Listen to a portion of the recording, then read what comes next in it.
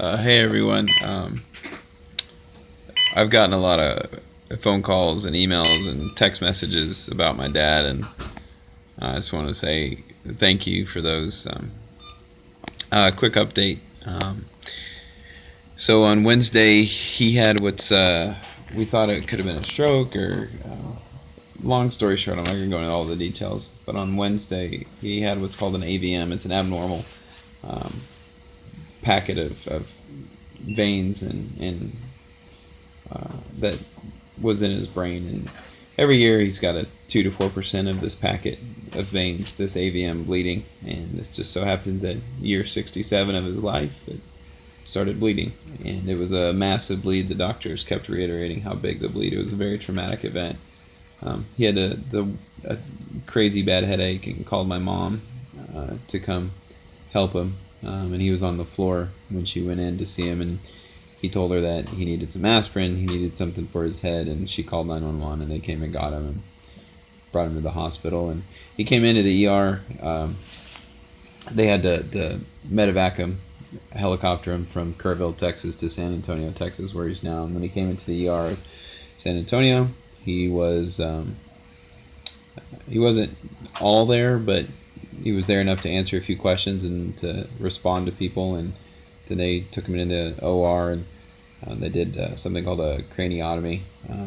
Took a piece of his, and you can Google it, and that helped relieve the swelling on his brain. And so what they've been telling us the last few days is that they just need to keep measuring. They have all these little metric things to check, and he's been making baby steps of improvement.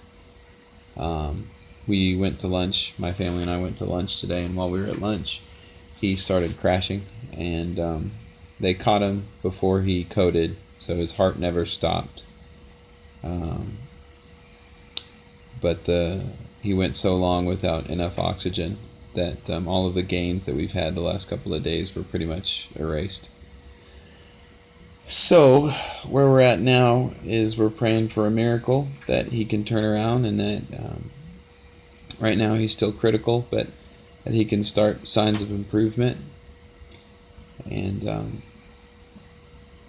we'll have to reassess after a couple of days of watching him. And if he doesn't show signs of improvement, he has told us for years that he doesn't want to be in a vegetative state.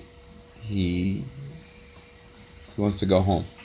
And if you're watching this and you're a Christian, you know exactly what I'm talking about. And if you're not, what that means is, well, the Apostle Paul said, "For me to live is Christ, and to die is great gain." To live as Christ means to live like my dad lived. In fact, in just 3 or 4 weeks, he was planning on going on a mission trip to Costa Rica. But Paul also said, to live is Christ, but to die is great gain.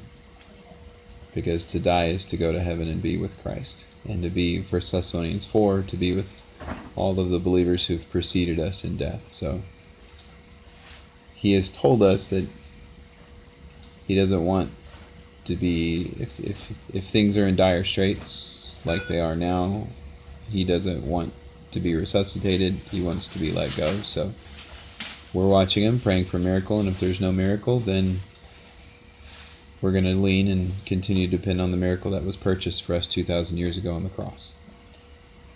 So that's the update on my dad. Please keep praying for my family. Pray for that miracle to come through, because I want my kids. I have a 18-month-old, and she doesn't know him like I want her to. So please be praying for us, and pray for my dad. His name's Pat. And pray for my mom. They've been married 46 years, so this is heavy for her too. So that's the update, everyone. Thanks for watching. Please keep praying, and we